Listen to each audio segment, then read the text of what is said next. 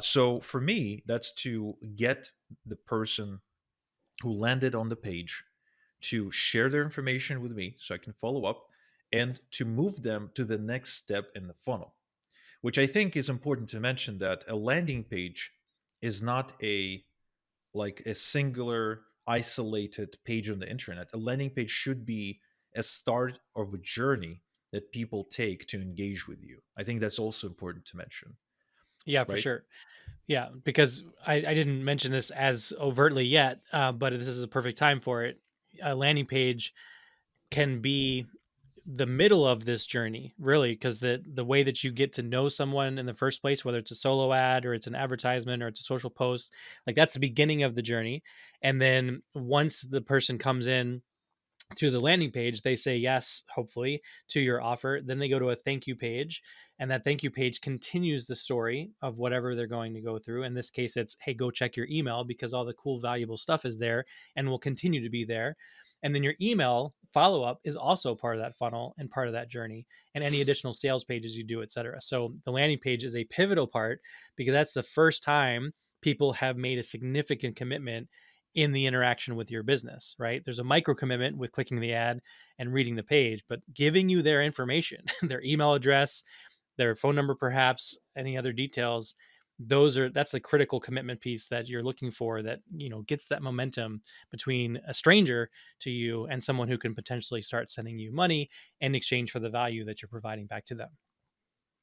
Yeah, and I think for me in my business, things shifted in a good way where when we started treating it like a journey rather than an isolated page. Because when you just start out, you really don't have the awareness. At most, you're thinking about the thank you page, the page they're going to see after they engage you in some way. But when I kind of expanded on that, and okay, so it's landing page, thank you page, then there's another page and another page. So if it's a sales page, you're gonna engage hit the add to cart button, then there's going to be an order form. On the order form they start checkout, and then after they start checkout there's going to be an upsell, there's another upsell, there's going to be a thank you page to start your membership. So there's like really this big journey, and you're revealing a little bit at a time. But that's a little bit of a deeper strategy, I guess, that's not exactly relevant for this episode. So you mentioned people trying to do too much with their pages rather than just focusing on one outcome that they want to create. And the second one, what was the second one? The second one was the social preview image not being Right, set. And so it grabs random stuff from your page, assuming that it right. knows what it's doing. So number three then, Yeah, what's number three. another key mistake? Yo, it's Igor. I want you to have my Amazon best-selling book for free for taking the time to listen to my podcast and to watch my YouTube videos.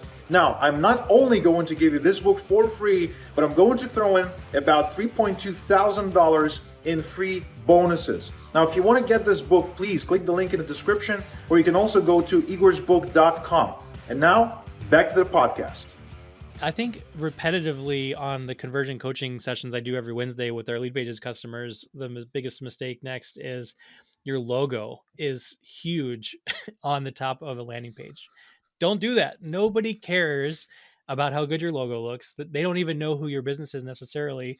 Have your logo on your page if you want to, but either have it small or have it at the bottom of the page in the, near the footer. The first thing people should see is themselves reflected in the copy and in the imagery of the hero section of your page. So what I often see is somebody has this logo and it's like 500 by 500 pixels taking up on mobile the almost the entirety of the first scroll. Valuable real estate, right? I mean, people when they come to the landing page, they have, a super short attention span, and if you're not getting their attention, they're going to bounce and leave to go somewhere else, right? So the headline and the image should be the first thing that they see, and so take your logo and move it to the bottom of the page. That way you get out of the way. Now, if you're a very established brand and you're in the world of Apple and Microsoft or Coca-Cola or something like this, then your logo sort of means something. But especially if you are one of those people right now where you just made your your logo in Canva 20 minutes ago and you're slapping it on a landing page, it may not be that awesome yet. So it may even be detracting, not just confusing people or distracting people, but it might be detracting if your logo isn't professional enough. So either remove it or bring it to the bottom of the page. That's number 3. Okay, yeah, that makes perfect sense because the upper scroll, right? It's the most valuable real estate you can possibly have, because as soon as somebody lands on your page, you've got one shot, one Yeah. opportunity, as Eminem would put it, Yeah. to make them Exactly. keep scrolling through the page. And if half that space is taken by a logo, well, unless your logo is like for some reason extremely persuasive, I don't think it's going to be enough to get them to stick on the page, and then you've lost your traffic, Yeah. which would be a shame. Exactly. So number 4 is the hero section. That's what we call the top section of the page. I know most of you know that, but if you didn't, that's what we mean by hero section. It's the most prominent thing. It's what people see first. The image on that section is really important. And another mistake I see people make is they put the image, something that reflects the person as they are today, not as they want to be in the future. And so let's take an idea in mind. So let's say, for example, you're out of shape and you're frustrated about your fitness.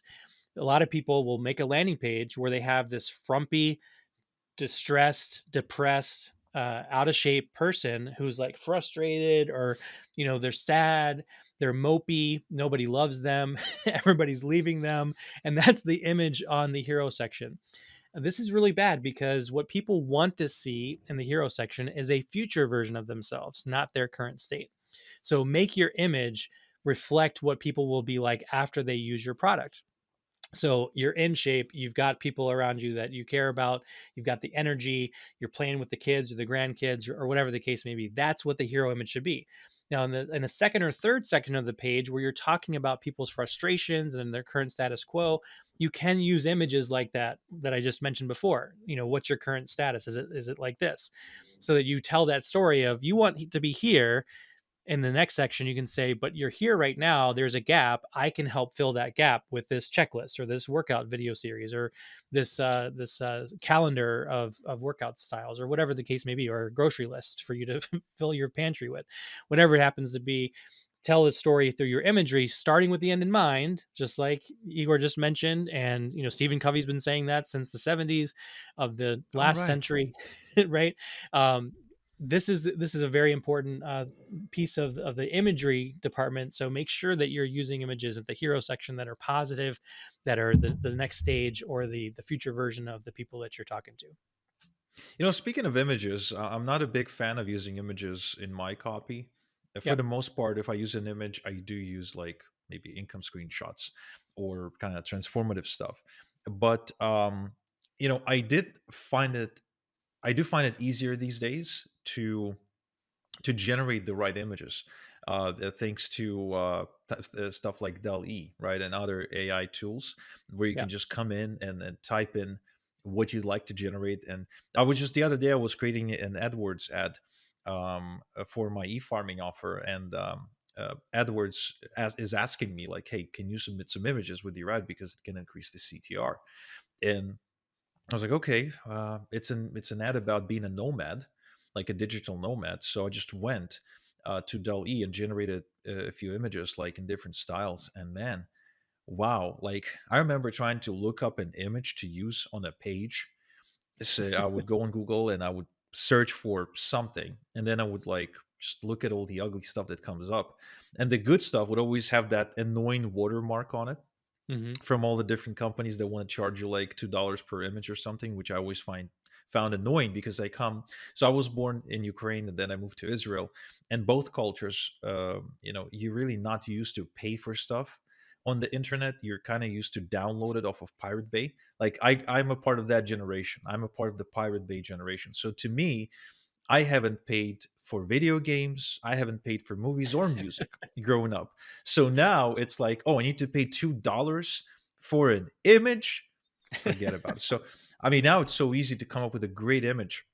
Like you said, if you just need an image of showing an older, healthier person playing with their grandkids, and you can be super specific too. You can actually go in and you can say something like, let's say you're you're really going granular, right? And you're like, okay, 55-year-old Caucasian female, playing with two grandkids, one male, one female. One is 8 years old, the other one is 12 years old. And you kind of go into, and they're playing in the backyard, and the grass is green, and do it all in a realistic style, or whatever. It's amazing. It's just crazy, crazy easy. And of course, same thing goes for writing. I would just, before the call, before we sit down to record this, I got a sales page doc from my copywriter, and I kind of was looking at the copy and it felt dry. So I went to ChatGPT and I said, "Hey, I'm writing a sales page. Can you help me rewrite a few sections?" She said, "Sure." I was like, "Cool. So here's a section.